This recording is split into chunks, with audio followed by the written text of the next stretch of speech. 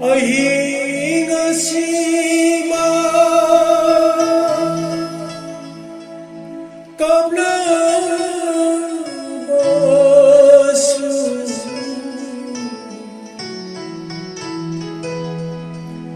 inung ngalapada noghan bigan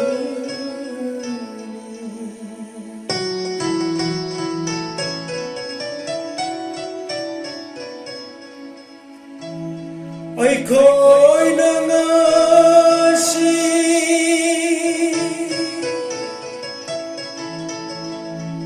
kabli base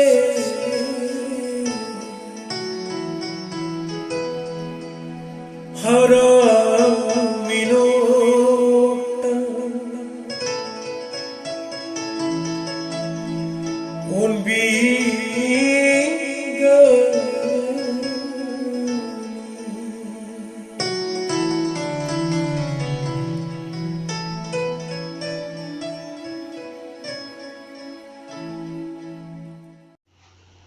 Taibangpan amasung masigi apamba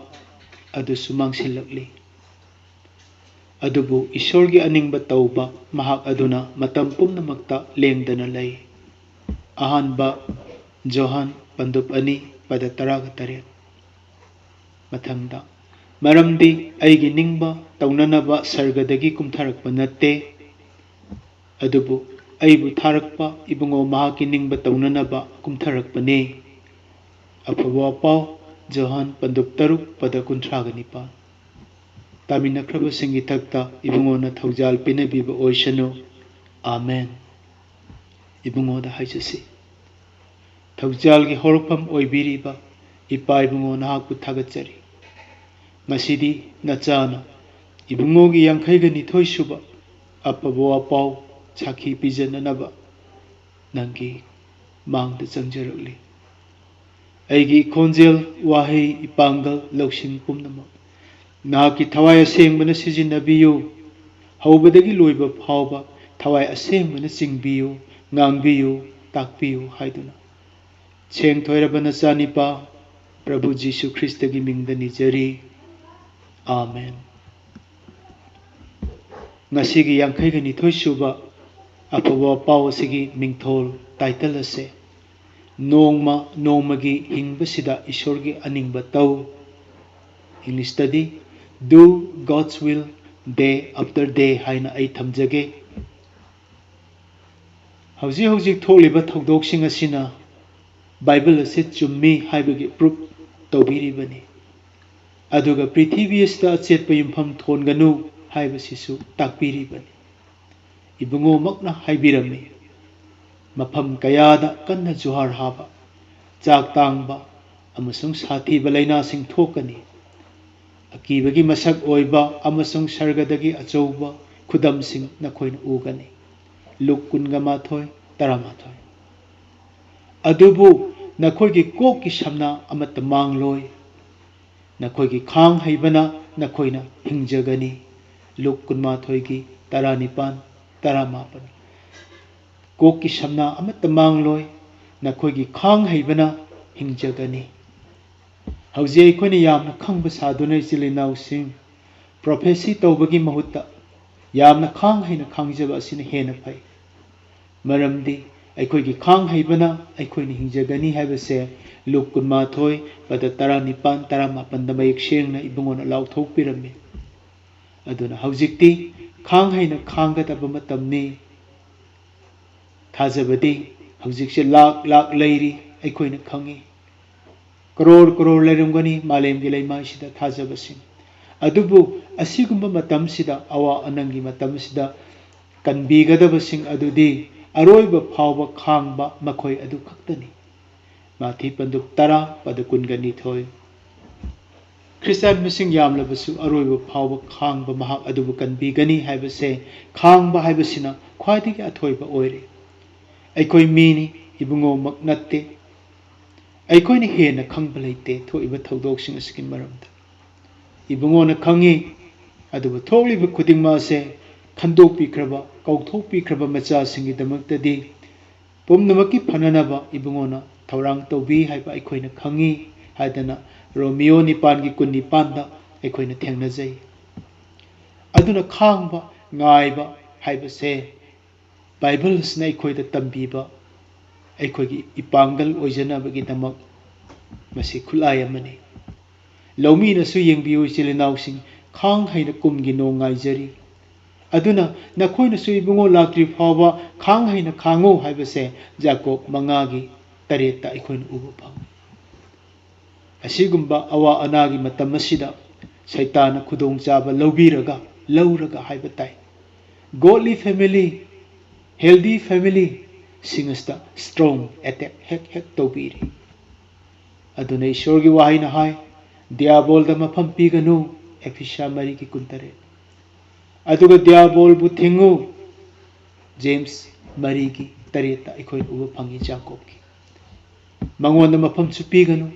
ꯃꯥꯕꯨ ꯊꯤꯡꯉꯨ ꯍꯥꯏꯕꯅꯤ꯫ ꯃꯔꯨꯞꯁꯤꯡ, ꯍꯧꯖꯤꯛ ꯗꯤꯌꯥꯕꯣꯜꯕꯨ ꯊꯤꯡꯒꯗꯕ ꯃꯇꯝꯅꯤ, ꯃꯉꯣꯟꯗ ꯃꯐꯝ ꯄꯤꯕ ꯌꯥꯗꯦ ꯑꯩꯈꯣꯏ꯫ ꯃꯥꯅ ꯀꯔꯤꯁꯨ ꯉꯝꯂꯣꯏ ꯍꯥꯏꯕꯁꯦ ꯑꯩꯈꯣꯏꯅ ꯕꯥꯏꯕꯜꯁꯤꯗꯒꯤ ꯈꯪꯉꯤ꯫ ꯃꯥꯒꯤ ꯊꯕꯛꯇꯤ ꯀꯤꯍꯟꯕ, ꯋꯥꯍꯟꯕ, ꯂꯥꯡꯇꯛꯅꯍꯟꯕ ꯑꯁꯤꯅꯤ, ꯅꯤꯛꯄ ꯑꯁꯤꯅꯤ꯫ ꯑꯩꯈꯣꯏꯒꯤ ꯅꯨꯡꯗ ꯂꯩꯔꯤꯕ ꯏꯕꯨꯡꯉꯣ ꯃꯥꯅ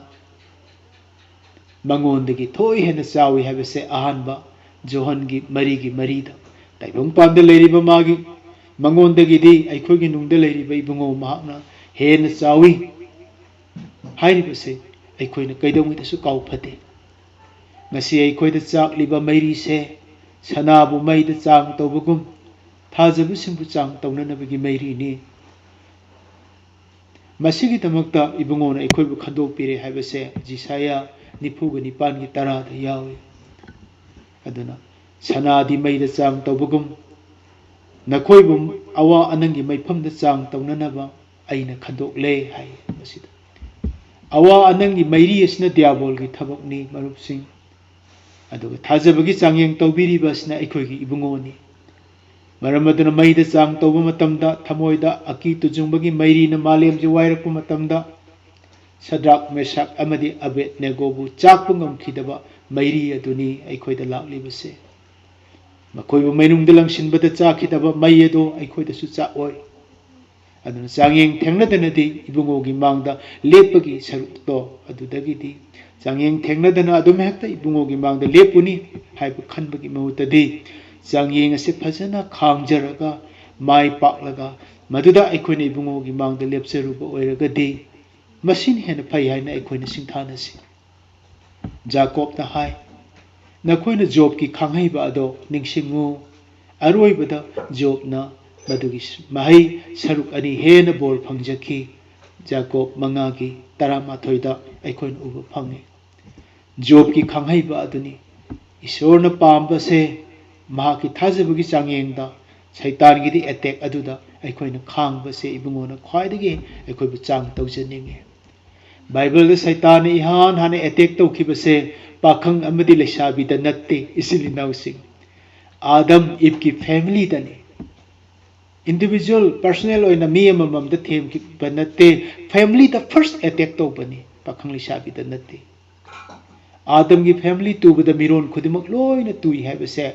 अखोइना खंगी। अदुना हौजिकसु सैताना फैमिली दा अखोइसे थेमनब टारगेट तौदुना लैरिबनि थाजबसिंगसे हौजिक पेंडेमिक की मतमसिदा सैताना फैमिली अमदा करमना थेमबा हौई अदुगा कदाइदा लोइसल्ली मसिमक अखोइना जॉब की फैमिली दा थेमबदगी सेंगना खंबा याय अखोइना मदुगी मतंगदा खरदंग यंगमिनसी जॉब की इमुंग दा थेमकिबा अदुगुमना हौजिकसु मागी फैमिली दा थेमबगुम अखोइगी फैमिली दसु थेमलिबनी अदु थौरांग तौदुना मा टारगेट तौदुना लैरिबनी। यूनिवर्स अमसुंग मसिगी मनुंग दा लैरिबा महौसागी खुसेम पुमनमक ईश्वरना सेमबनी मीसु माना सेमबनी जीवसिंगसु सर्गदूत मखल पुमनमकसु इबुंगोना सेमबिबनी कोना एंजल खरदी मखोई शैतान ओइरे हाइबा अखोइना खंगी। अदुना गॉड इज ए स्पिरिट ईश्वर दी थवाइनी सर्गदूत सिंगसु स्पिरिट बीइंग नी थवाई ओइना लेबनी हक्चांग याउदे इबुंगोसु थवाईनी एंजल सिंगसु थवाईनी अदुना मतम मतम की मतुंग इना हेवनली काउंसिल दा दुत खुदिंगमकना ईश्वर की मांग दा लाक्लगा मखोई की एक्टिविटीज अमसुंग अकाउंट पीबा से बाइबल दा खोइना उई शैतान सु ईश्वर ने सेमबनी मागी मखादा लेरिबनी मनिंग तमना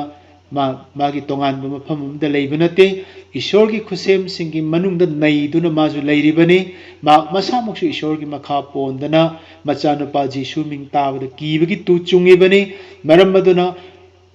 हेवनली काउंसिल असिदा मागी खुसेम स्पिरिट बीइंग ओइबसिंगना लाआगा एक्टिविटीज मालेम की रिपोर्ट पीबा मतमदा शैतान सु याउरिबनी मासु मरम पीगदबनी अदुगा ताइबंगदा थोकलिबा थौदोकसिंग की मतंगदा मखोइगे ओपिनियन पीबा मतमदा मागिसु ओपिनियन पीबा याई अदुगा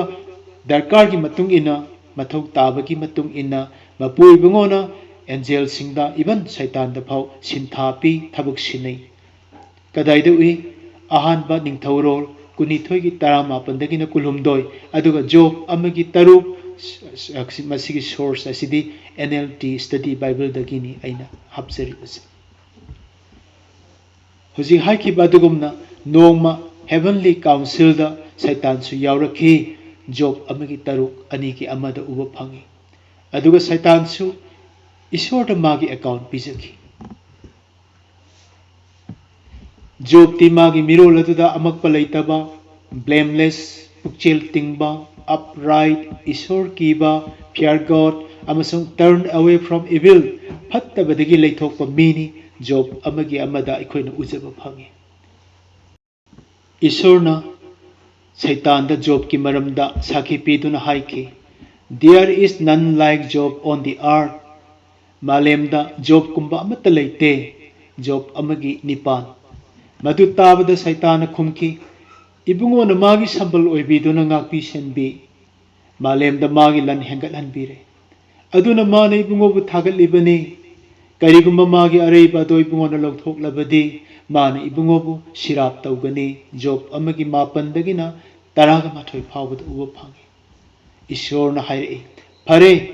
महाकी लेजबा पुमनमक नाकी नखुत सिनरे अदुबु महाकी मसादी सोकपा यादे मसी हाइनरबा मतुंगदा शैतान जोब पु थेमननबगी दमक ईश्वर की मांगदगी चथोखरे जोब अमगी तरानिथोय नुसिरबा मरुप सिंह ईश्वर न अयाबा पीखरबा मतुंगदा शैतान करम हाइना जोब की फैमिली सिदा मथंग मनाउनाइना अथेमबा अटैक तौबा हौबगे अदुगा लोइना लोइनाना अदु कल्लबा अथेमबा अदुदा जोब ना करमना तूदना लेपंगम खिबगे हाइबसे नंग ऐकी इमुंगदसु ऐखोइदसु शैताना थेमगदौरिबनी अटैक तौदुनसु लेरिबनी ऐखोइना सेंगना जोब की लाइरिक्तगी खंगदोकमिनसे अदोइरबदी ऐखोइसु जोब कुमना माइ पाकपंगमगदौरिबनी शैतान की स्ट्रेटेजी लांजंग अदो येंगमिनसे ऐ खजिक्तंग हाना शेयर तौजगे नंबर 1 फाइनेंसेस प्रॉपर्टी लन थुम मांगहनबदगी हौरकनी ऐखोइदा मागी अटैक से नोंमा पाव पुबा अमा लाक्लगा जोब ता हाइकी ननाई सिंगना लबुकता सल्लाबा सिंग संपोट खोइरम्मे लोला सिंगना मनाकता सजिक चाजरम्मे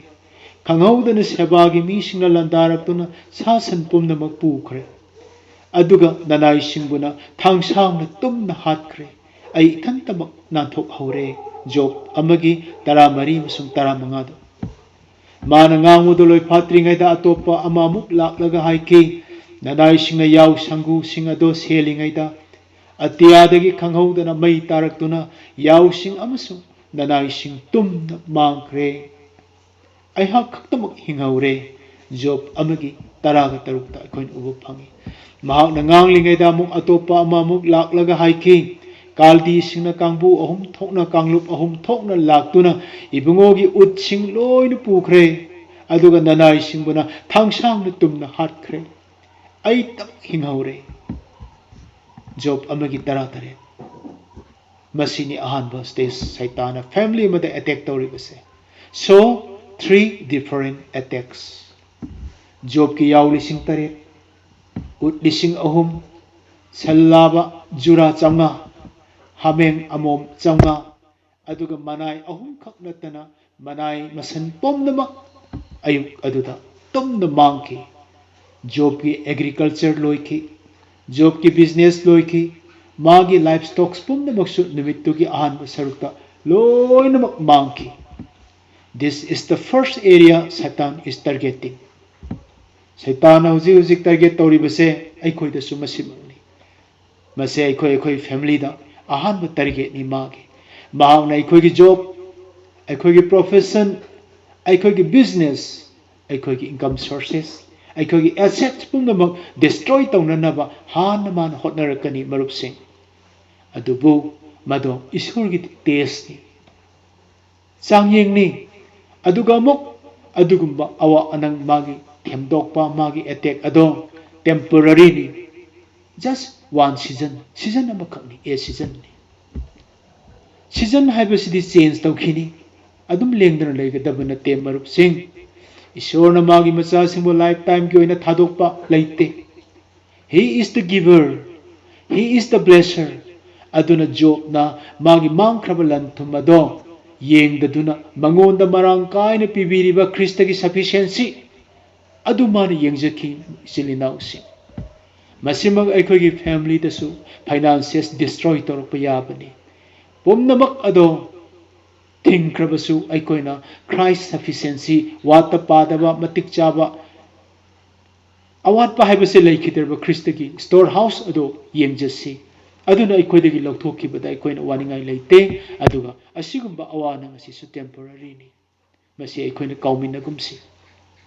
He will never fail us aikoibu kaidamu desumana maithi haloi income mangdaba family ki husband and wife ki nungsibado aduda nungsinabado natte income loinamak sources mangkraba well oirakpa matamda husband and wife ki nungsinabado manghan biganu madu manghan daba ngamba aduni isorna aikoida yengise aikoina ngasi Christian family ni godly family ni healthy family ni hairibase watuna pibi bagira job tagi aikoina tamja hausi matamduda aikoigi thabak yawba ahingba thajabado aikoi thabak yawba thajabado ibungoni yengningi loinamak thadokrabasu Krista leibaduna aikoida more than enough he is everything haiba ngambra haibasisu ibungona yengningba damak karigumba matamda faith test ase aikoida hek themna halli maramaduna saki pihaurasi hawjikse ajawa matamni aikoina khangba ngamlabadi wattabo henbigani haiduna Jacob amagi ahumda koin uba phangi changyeng pomna madu lanthokpa loirakpada karisu wattaba oigani aduga amuk hingbagi lu phangjagani haiduna tarani thoidadi amuk iduna lai mase aikoida su thokpa yabani job na isor thagatki kaidawmeda su complain tawjakhiti ani suba number 2 manana children family amagi children angang sing astamana mu target torakani marup sing Satan gi second target ase family gi angang sing da haurakani adudagidi atopa manai ama laklaga hairei ibungo nahaki nachani pa ahal gi yumda nacha sing chak chanarami amasung yu thaklammi aduga lekangla gi lamdagi akanma nonglei nungsit laktuna yumdo ningkhaiki masida nacha sing da loina sikre nanai khaktam gaibak phaduna hingja hobani job amagi taranipan amasung taramapan da ui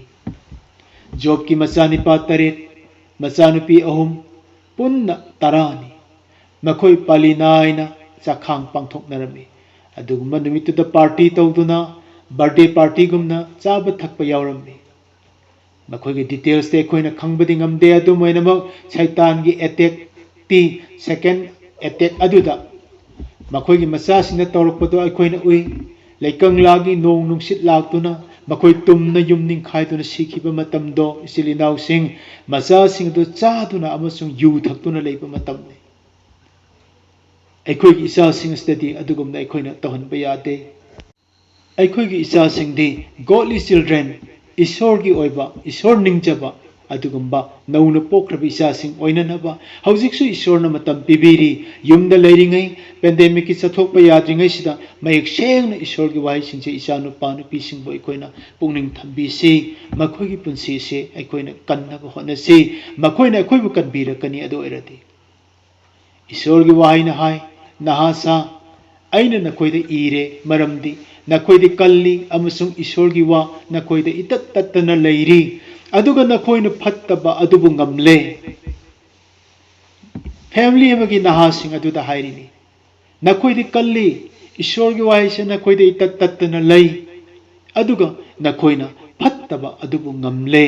अहानबा Johan अनिगी तरामरी second part अखोइन उबु fungi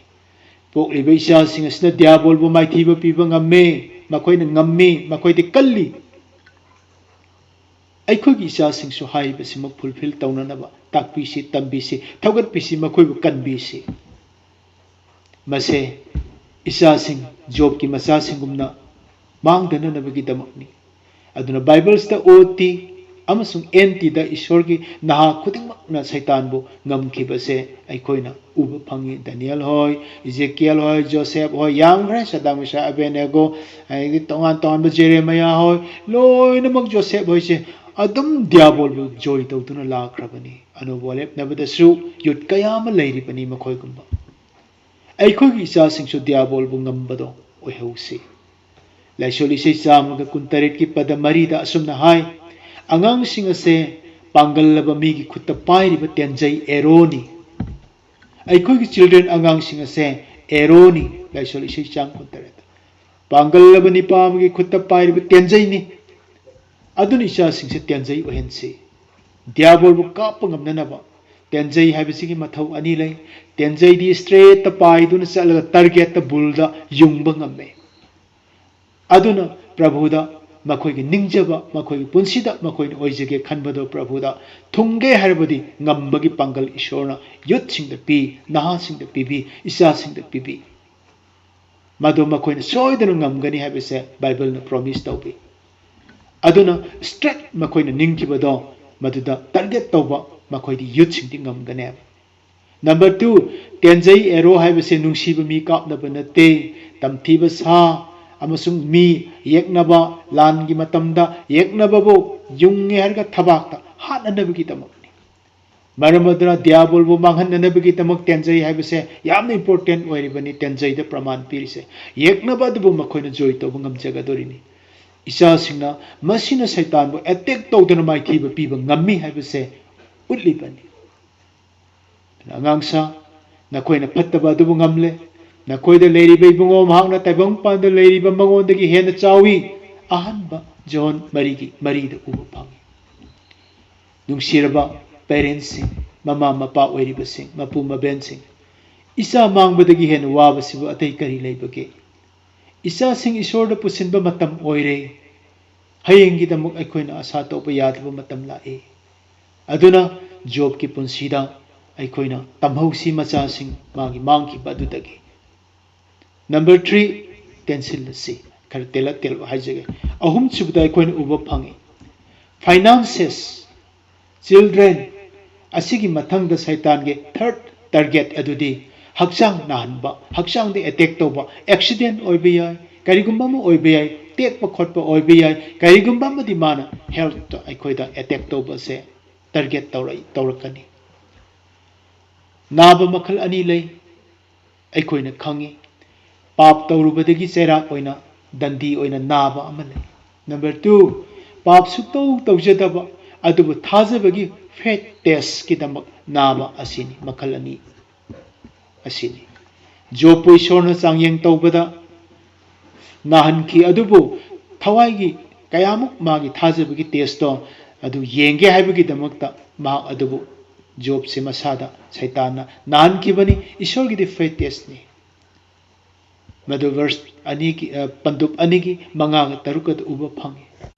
अदुबु ख्वाइदगी नुंगसिबा मदि जॉबपु मसादो पिथोकपा मतमदा मथवाइदि लौबा यारोय हाइबसिनी कयादा नुंगसिख्रबनो Ibungo अखोइना आरानबा तौजरुबगी नतना अखोइसे थाजबगी चांगयेंगी दमकत नाहनबा हक्चांग सोहलप ओइरबदी अखोइगी थवाइदी still अखोइ लाइना any नाबा याय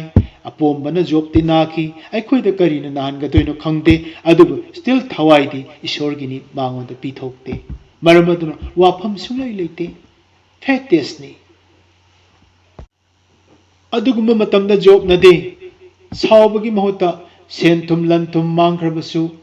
अदुगा मचासिंग तुमना मांगख्रबसु मसाभोग सोक्चलक्तना पाइसल आबसु वाबगी ngमखै खम थेंगलबसु माने ईश्वरदा कैदंगैदसु blame तौखिदे खै खालिन खा थाखिदे मदुगी महुतदी माने इबुंगोबु थागतखि मा कैदंगैदसु ईश्वरगी मांगदा पाप लंगसिनखिदे अदुना फेतेस अदुगी अरोइबदा जॉब कुमना ईश्वर थागत जॉब ने ईश्वर थागलगा लेखिबा मरमना ईश्वर ने पेनबीरदुना मंगोन डबल पोर्शन पीबीखि हाइबसे मचा तरासु अमुहन पीबीखि हाइबा अखोइन उजब फंगे अखोइन पाप तौदबदा नारबदी ईश्वर थागत जगदबनी मतम मदुदा ईश्वर ने हीलिंग मिनिस्ट्री तौबा कनागुम्बा गिफ्टेड ओइबा नाबा फानबगी पांगल लेबा ईश्वर ने मी मा थाबीरअगा थाजबदुना माइ पाकलबदा सोइदन हीलिंग तौबीगनी जॉब कुमना नत्रगना डिवाइन हीलिंग तौरकनी मसे सोइद्रबनी थवाइसु मतम मदुदा मांगलोय मतमदुदा जॉब की मांगख्रब लन थुंगी डबल पोर्शन सु अमुक हंजिन बिखिबा नाबा फरकपदा अखोइन उबा फंगे मदुमक नंग आइगी पुंसीदसु ओइगदोरिबनी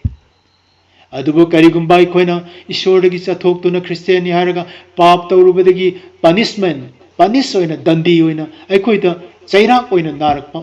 यावदबसु नते अदुगुम्बा मतमदुददी अखोइना पाप हाइदोकचहौबा ताई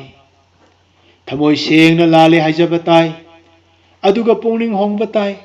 अदुगा सिंगलुपकी अहल लमनसिंग कौजबा ताई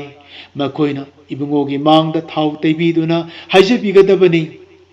अमसुक थाजबगी हाइजबा अदुना नाबा अदुबु फानगनी करिगुम्बदा इबन महाकना पाप लंगजरमलबसु माबु कोकपीगनी जाकोब मंगागी 12 15 मसीसिंग असे फजख्रब चैनल टेंसिल असे एक्सप्लेन तौजररोय अखोइगी थक्ता फत्तब थोकपा मतमदा इबन पेंडेमिक असिसु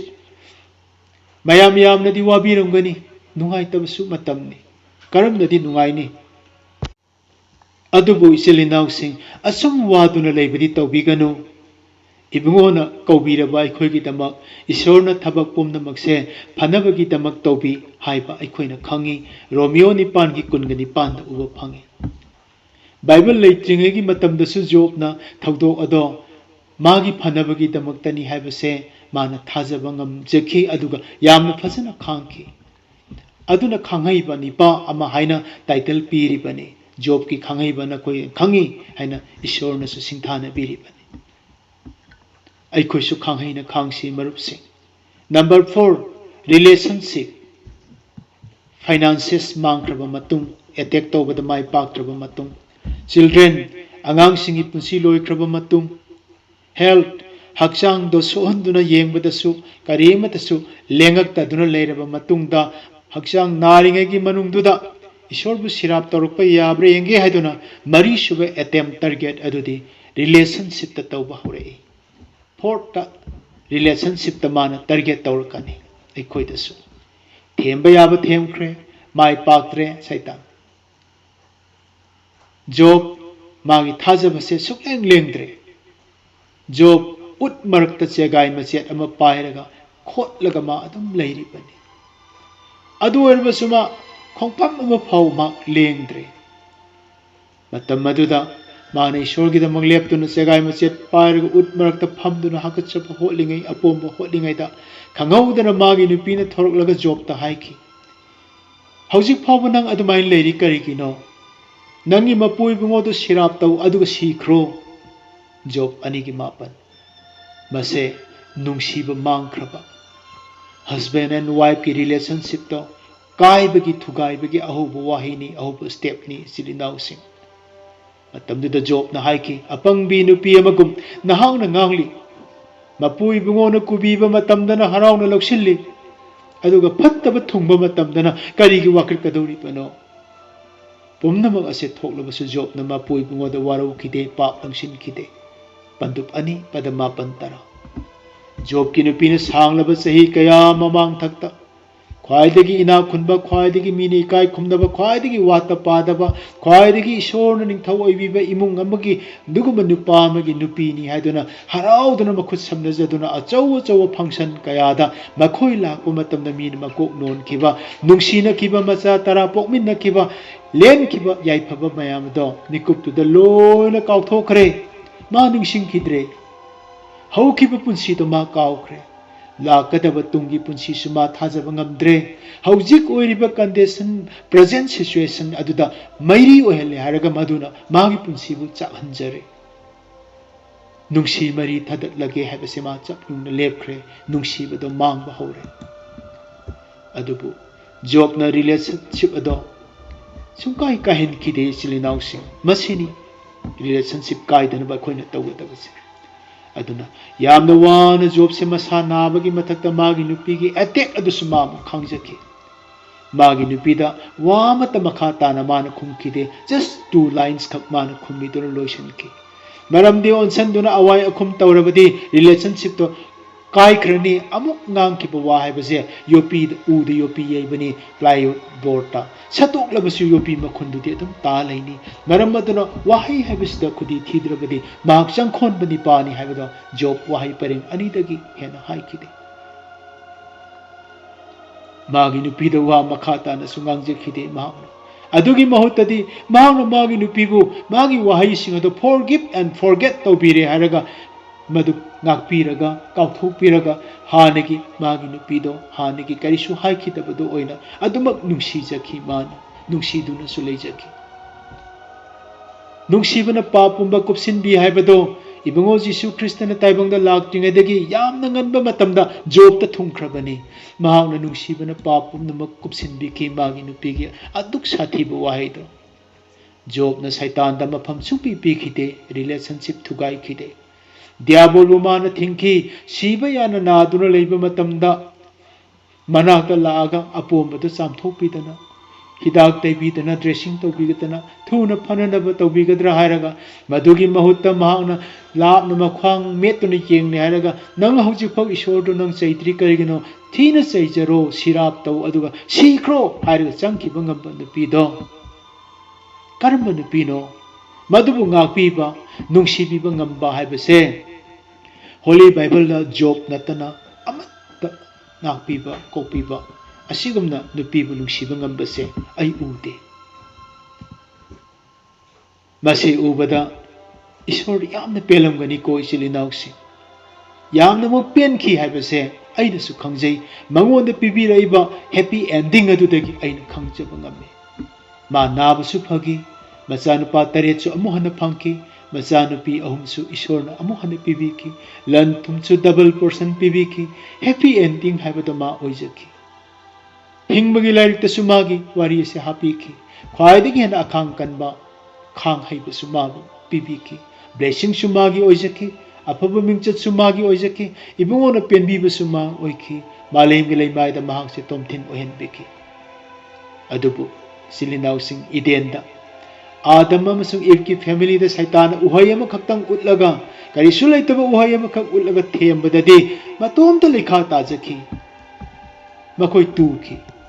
अदुबु जोबति शैतान द सिना थोगा कयारक खन मतम पेन थेमनब मतमदा तुसु तुखिदे लेंगसु लेंखिदे लैखासु ताखिदे मरुपसिंग एखोय की फैमिली दसु शैतान रिलेशनशिप इस्ता अटैक तौदुना लैरिबनी husband and wife and children की relationship तो मदो साउना बना कैदम वैद सुका है लोई तबने साउ बाहे वो पोस्ट डेली सिंगलक लाख पे याय तो वो कैदम वैद सुका है लोई तबने मसे अंगांग सिंग याउना ममा मपा अंगांग अहुम अंगना वारेप लोमी न कदबनी फैमिली दा बाइबल ना हाय साउना दबदी यारोय साउ अदुबु पाप तौ गनो नखोइना साउरिङै द निमित ताहन गनो एफिशियन मरी की कुंतर अदुगा दियाबोल द मफम पीगनो एपिसा मरी की कुंतरे हारिबा बर्सिंग असे युमगी फलांग वाल्ड थेतुना थमलबसु यामना फगनी ईश्वरगी निंगबा तौजरिबा इबुंगोगी निंगबदो थबक ओइना पांगथोकजरिबा इबुंगोबी इकाय खुमनरिबा मागी अनिंगबदा तौरिबा फैमिली अदुबु ईश्वरगी फैमिली ईश्वरगी इमुंग हाइना अखोइना खंगनै इबुंगो जिसुदी सर्गगी फैमिली नि aduna mahaksu malemista mapagi ningba khakta tawjaki ibungona sargada mapaga leminari ngaidadi magi ningbaga mapagi ningbaga tongan ba haiba amata leite magi ningba dum tawi sargadadi maramdi magi ningba dum mapagi aningbani mapagi ningba dum tawi maramdi mapagi ningba do magi aningbani maramdi makoi animak spirit ni I and Father are one ai masung ipa aikoi ani amatani John taragi kuntra masimak sargadadi oi mase eternity past dagini haibadi lombana idaba matam dagi amatta oiduna lakhrabani aigi ningba magi ningba haibase leite sargad adubu mapaga maga amatani hairabasu taibangda mahakna lakpa matamdadi mapagi ningba nattana magi ningba amatta tawkhide karigino wahangni paukhum adudi sargadadi mahaksu mapaga manana thawai oina leibani adubu taibang pandadi mahaksu aikhoigumna flesh hakchang palaga lakpani hakchang panba pomnamaki masagi oiba self will hakchanggi aningba amamam noina leibado ibungodasu hakchang yawbanina hakchanggi aningba leiba yai bible na hai hakchanggi aningba do sibani Romans 8:6 ta ikhoin ubu phangi aduna saitana mabu masu hakchang panbani tuba yaba oibagi maramna baptize tawraba matungda ibungobu numini phuni thawaina lamjaw du puthoktuna mabu thembi kibado ikhoina khangi ibungona ge simanida magi aningba amakhak phongdok sakhi mapada kapki humangna I onki ngasi ikona pandemic la ware isau thoe black fungus white fungus tongan ba mayamna haibasta aikoina kiri bani adubu humangna I phawdi onde ko aikoidi silnausing ibungodi kayamu waram gani humangna I onki adugumba aroiba matam aduda taibang pa puramdaida magi aningba hakchang pali haibase uthoraki maramdi yaragadi kapase tenggot ase aingondagi lokthokpiu haibase magi aningba adubu madusu aigi aningba oida duni ipagi ningba oisanu hairaga matuta polo oiki mapada sinaki mase aikhoigi punsigi warba tangkaktasu aikhoina hek sijinasi isorgi machani pa phawbana hakchangda palingeda masabu yajadaduna mapagi ningba khaktamak tawjaba oirabadi mi oina pokhraba pap senba aikhoinadi kayamuk thoidok hendokna ipagi ningba se tawpham thokpano aikhoini ipagi ningba tawnanabagi damak ahanbada tawgadaba adudi isabu yajadaba asi ipagi ningba tawba means isabu deny tawba yada isabu yajadaba means cross lawkhatuna cross puba hairibasi Paul na hai I die daily Anba Corinthians ki taramanga ki kunthramatho aina cross ta numit khudingi si matang sida aina kawba ngamdaba Canada macha Dr. Andrew Park Stiret kauba amagi punsi wari se ai adom ningsing duna lei sil inausi ai kawge sungam ngamte mahak yam nanganna iswar nauna poki magi bungo Jesu Christ da anoba punsi phangjaki mag masana ai nauna po e lombanai deba punsi phangjare lauthokse magi ningjabadi mag doctor oibasini pharmacy sai makoina di matamdu aduna mag doctor gi course ama tamthoknenge matubak magi punsida oibasuma ngamjaki aduga Toronto da madu tamba loiraga achauba drug store ani hangdoksaki man haiki aina taliba senjam pumnama ase ibungogi ministry da sijinanabani mission gi wakta aina loina kathokani ana mana lauthok noma mana sum aduguma doctor gi thabak ado tawdunu leiringai matamda pamphlet ama magi khutta sinarami hariba pamphlet ado mana yengoba kanda the burden of Sudan haiba pamphlet ama oirami maduda tamthiraba Sudan gi mising nei sor yaudana layeng binabsu leitana tamthiba lainana साथी जंगल की लाइना pope pope तुदना मी से असुकी मतिक याम सीबा अदुगी मथक्ते ईश्वर खंगदना सीखिबा नखोगी अवाब पोलुम सिंग अदुबु कनाना कनबिगा दोरिबनो कनानो चनिंगबा missionary NEET ओइबदो यामना Seng इरमनी pamphlet तो मदुदगी महाकना Sudan की दमकता प्रार्थना हौजकी स्थिरेट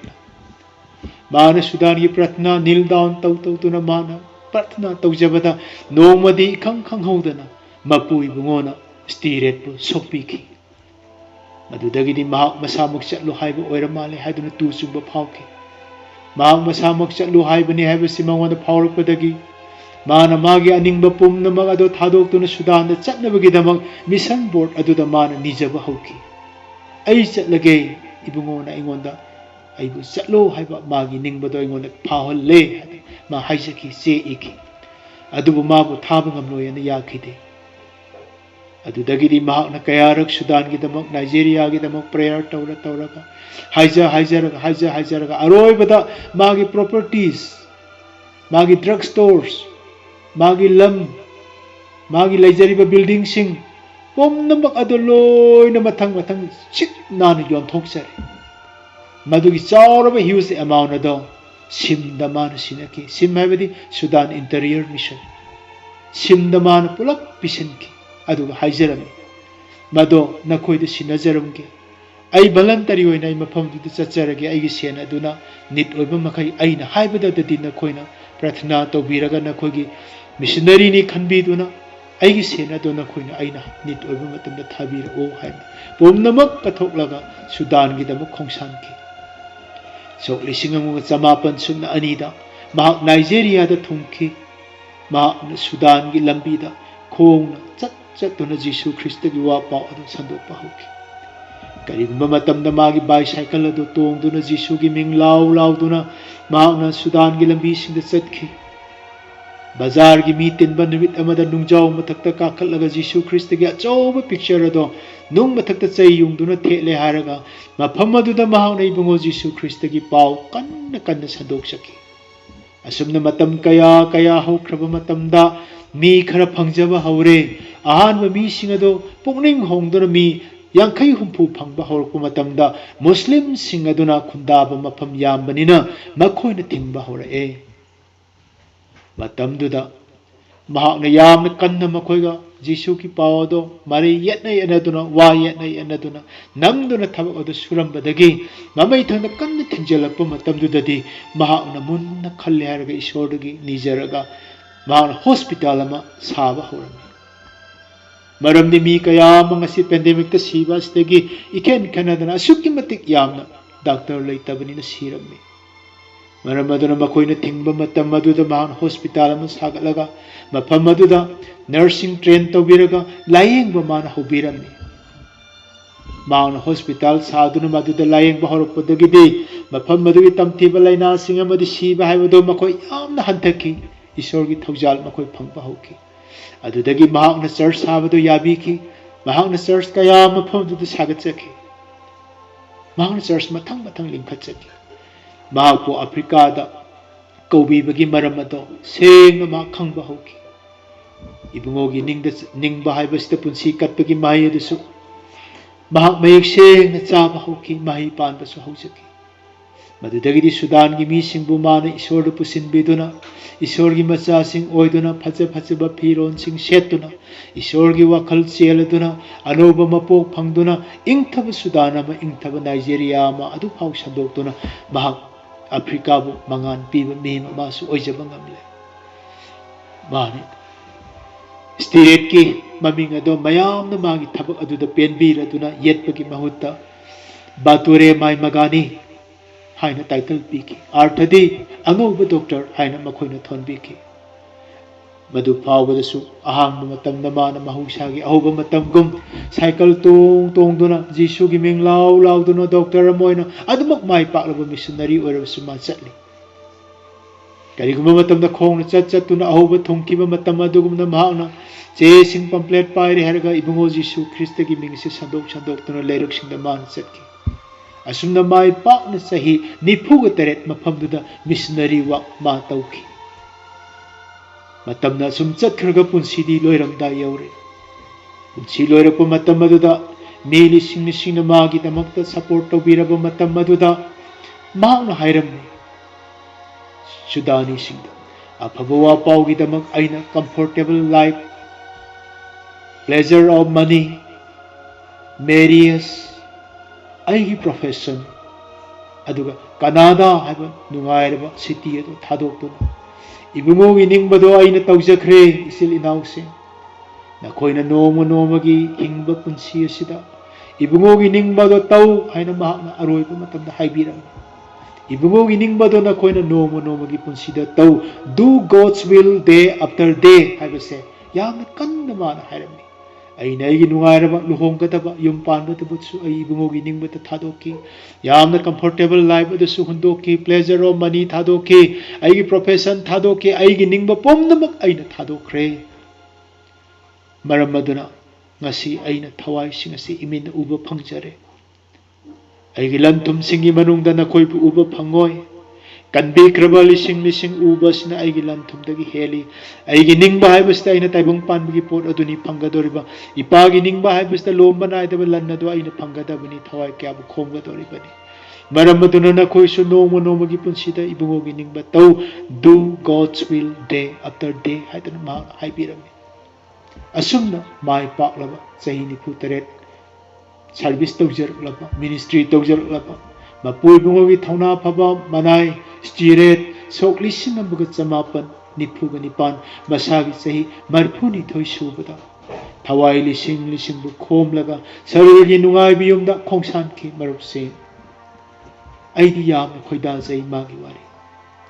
ibungo jisu na su haibirami magi thajaba tung iliba sing aigi maramgidamak yum kai natraga machin manaw natraga machan mache natraga mama mapa natraga macha masu natraga law sing thadokpa mi khudingna saruk cham hena phangani amasung lomba naidaba hingba phangani mathi paduk taraga mapan padakun mapan kanagumba mana jisu krista da lengdana layen hairabadi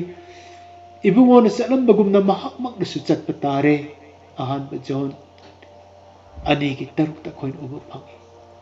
ibungona magi ningba tawjakhiba adugumna punsigi noma noma se khoisu isorga ningba do tawja horasi marup sing matam masina khoida warning piri pomnamaki thakta ibungo magi ningba do tawjaba ngamnanaba pangal pinabiba oirasanu amen